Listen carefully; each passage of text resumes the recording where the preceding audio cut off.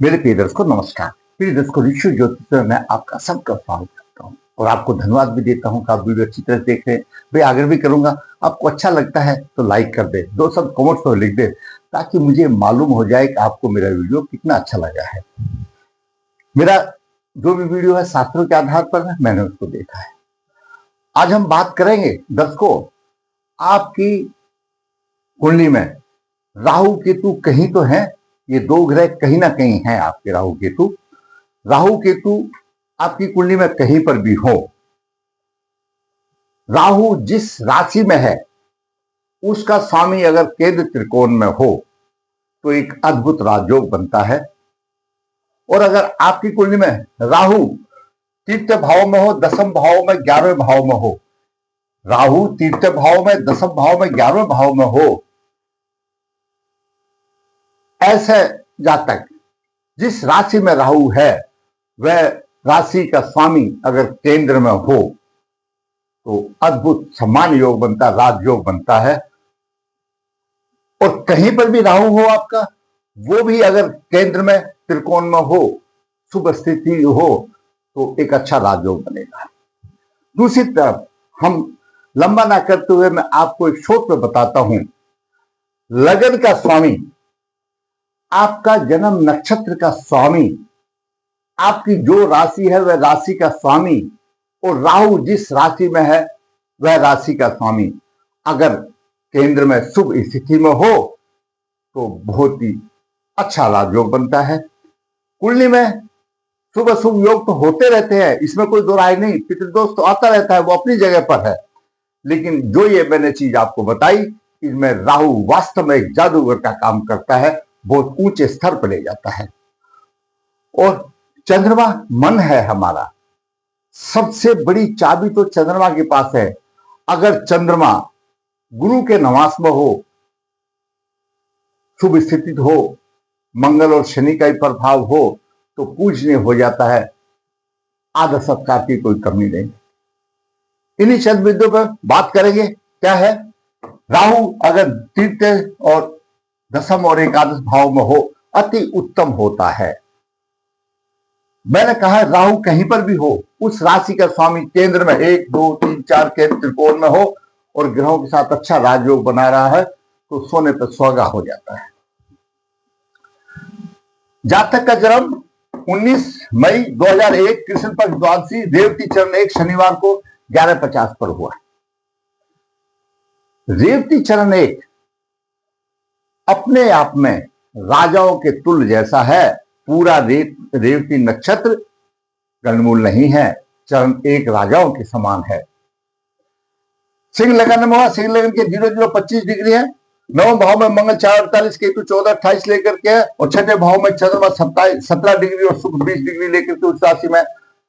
10वें भाव में बुध 26 डिग्री, गुरु 23 डिग्री, शनि 9 डिग्री पर अस्त सूर्य के साथ है, सूर्य 4 डिग्री 28 मिनट है। एकादश भाव में राहु 14 डिग्री 29 मिनट लेकर के बैठा हुआ है। नवास की हम तरफ जाते हैं तो चंद्रमा धनु के नवास में है और गुरु यहाँ पर पंचम भाव में, मंगल यहाँ पर द्वितीय भाव में, शनि द्वादश भाव में चंद्रमा पर प्रभावित कर रहे हैं। विष नवास में राहु है, उसका नवास में कोई नहीं है। रेवती चरण 1 राजा के समान है। अब यहां से मूल बातें शुरू होती हैं। नक्षत्र का स्वामी बुध है, रेवती नक्षत्र का स्वामी बुध है। राशि का स्वामी गुरु है, चंद्रमा मीन राशि में है, राशि का स्वामी गुरु है। राहु अधिष्ठ राशि का स्वामी, राहु किस राशि में है, राहु बुध की राशि में है, तो नक्षत्र का स्वामी भी बुध हुआ और राहु का डिपोजिटर वो भी बुध हुआ। और चंद्रमा गुरु के नवास में, चंद्रमा गुरु के नवास में है। तो दर्शकों, ऐसा बालक है, जब राहु जिस राशि में है वह राशि का स्वामी 10वें भाव में आ गया, बुध आ गया। चंद्रमा जिस राशि में है वह राशि का स्वामी गुरु आ गया। आपका कोई भी हो सकता है, कोई भी हो सकता है जिसमें आपका राहु है वह राशि का स्वामी इसी प्रकार केंद्र त्रिकोण में आ जाए तो सोने पर सुहागा है। राशि का स्वामी भी गुरु आ गया, यहां पर आ गया। लग्ने सूर्य आ गया, कितना अद्भुत बन गया। लगन का स्वामी, क्यों, लगन तो एक ड्राइवर है, कुंडली का संचालक है, लगन के बिना तो कुछ नहीं है। वह भी दसम भाव में आ गया, प्रतिष्ठा मिल गई। रेवती चरण, एक रेवती का नक्षत्र का स्वामी बुध आ गया। नक्षत्र का स्वामी तो बहुत बड़ी है, उसकी राशि, उसके नक्षत्र की जो महादशा होती है, पहली दशा, उसके ऊपर सब कुछ निर्भर हो जाता है। बुध साथ में आ गया, राशि का स्वामी भी आ गया, सभी कुछ आ गया इसमें।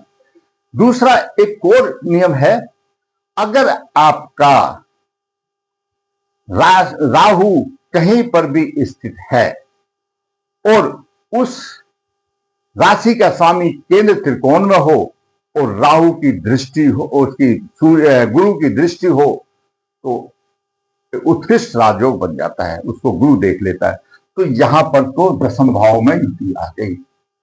लग्नेश दसम भाव में आ गया, लग्नेश दसम भाव में आ गया, अपने आप राजयोग हो गया, सरकारी नौकरी का कोई भी। राहु का डिपॉजिट है, बुध भी दसम भाव में आ गया और नक्षत्र स्वामी बुध भी दसम भाव में आ गया और गुरु पंचमेश और राशि दसम, और गुरु यहां पर पंचम भाव का स्वामी भी है, राजयोग है, वह भी आ गया। तो यह स्थिति ऐसी बन गई यहां पर। और शनि न्याय के देवता, ये भी आ गई। चारों ग्रह की युति अच्छी बनती है, खराब नहीं है। न्याय प्रिय होगा, राजा जैसा होगा, तो सब में सम्मान प्राप्त होगा, एक उत्कृष्ट राजयोग बन जाता है। और चंद्रमा धनु के नवास में है, गुरु पंचम भाव में है, अच्छा नाम कमाने वाला होगा। मंगल आदर सत्कार की कोई कमी नहीं। शनि उदार और दानी बना रहा है। और देखिए, ऐसा जातक जो बड़े आदमी होते हैं ना, ताकतवर आदमी, उनसे थोड़ा सा दूर भी भागता है, उनके सामने नहीं जाता। मतलब कितना पोलाइटी आदमी हुआ। दंगे फसादों में पैर नहीं रखता, ऐसा आदमी चंद्रमा अगर धनु के नवास में है। तो अब बात करें हम, है अष्टम भाव में चंद्रमा है। जहां पर अष्टम भाव में कोई ग्रह ऐसा होता है, उसका अध्ययन बहुत जरूरी है करना। यहां पर अष्टम भाव में चंद्रमा 27 डिग्री 1 मिनट लेकर के है। किसी भी राशि के 3 देश कोण बनते हैं। यहां पर ये लगन 0 से स्टार्ट हुआ, समझो 0 0 25 है, 3 ये देश कोण कंप्लीट इसमें आ गए 25। यहां पर 21 देश कोण यहां पर खत्म हो जाते हैं। 22वें देश कोण में कोई ग्रह नहीं है और चंद्रमा 23वें देश कोण में है। 23वें देश कोण में चंद्रमा है और 23वें देश कोण में चंद्रमा अपने राशि में माना जाता है, अपनी राशि में है। क्योंकि कोई भी राशि हो, उसकी पहली 10 डिग्री, कोई भी XYZ कोई भी राशि हो, उसकी पहली 10 डिग्री उसी राशि का देश कोण होता है। उसके बाद की 10 डिग्री उस राशि से जो 5वें स्थान पर राशि आती है, उसका देश कोण होता है। जैसे ये मीन राशि है, अगर मीन राशि का देश कोण हम काउंट करेंगे तो पहले 10 डिग्री मीन राशि के होंगे और दूसरी डिग्री उससे 5वीं राशि कौन सी आएगी, कर्क राशि। दूसरा देश कोण कर्क राशि का होगा और तीसरा 21 से 10 आएगा, मकर राशि का होगा। ये सिद्धांत है ज्योतिष का। तो चंद्रमा यहां पर अपने देश कोण में है, चंद्रमा यहां पर अपने देश कोण में है और इन देश कोणों को किस तरह से विभाजित किया गया है।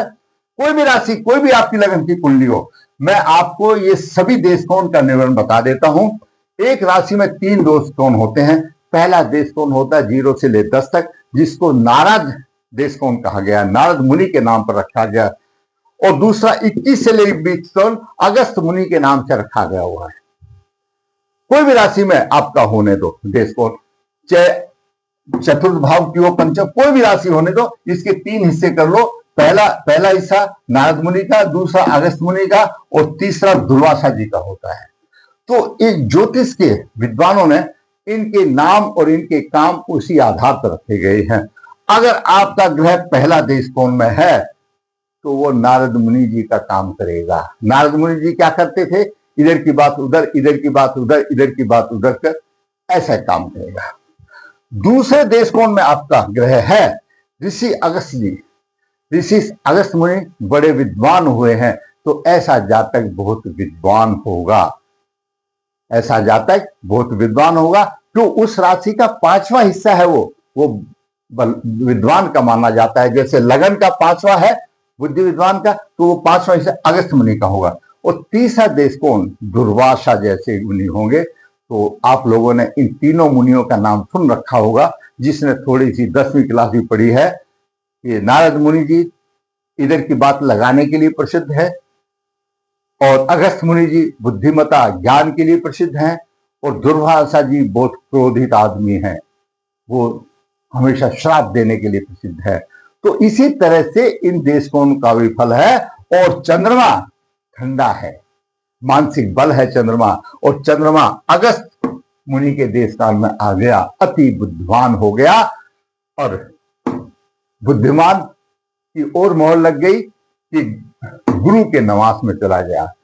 और गुरु इससे पंचम भाव में है, नवम भाव में गुरु बैठा हुआ है, और अति हो गया।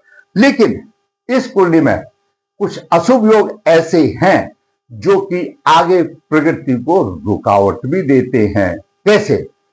लग्नेश का स्वामी सूर्य शनि के नवास में है। यहां पर शनि कमजोर माना गया है, सूर्य के 4 डिग्री है, अस्त है, शनि का यह है, कमजोर माना गया, अस्त माना गया है, जो भी जो समझ, तो उसको ऊर्जा में परेशानी आती है।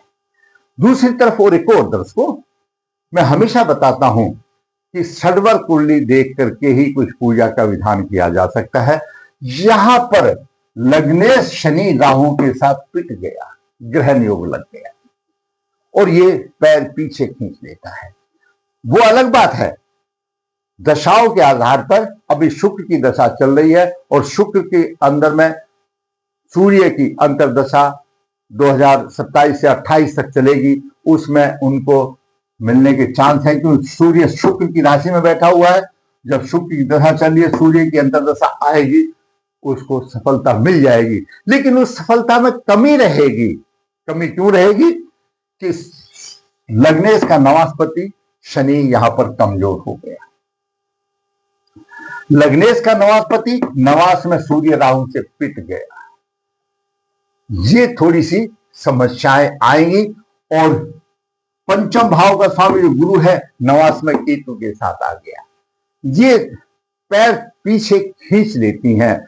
और आप अगर जन्म कुंडली से ही इसका विवरण देख लेते हैं तो मिलेगा, लेकिन कहीं ना कहीं परेशानी आ जाती है। मैंने देश कोण बताया आपको समझाने के लिए। देश कोण, चंद्रमा यहां पर देश कोण में चला गया, अपनी राशि में चला गया, और अपनी राशि के देश कोण में चला गया, जो अति शुभ होता है। और गुरु और बुध दोनों इससे देख रहे हैं।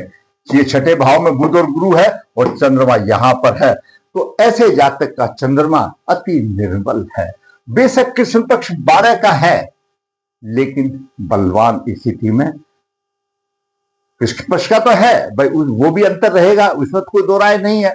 लेकिन मेरा आपको समझाने का मतलब है, अगर यहीं पर ये चंद्रमा अगर कृष्ण शुक्ल पक्ष का होता तो और बलवंता मानी जाती।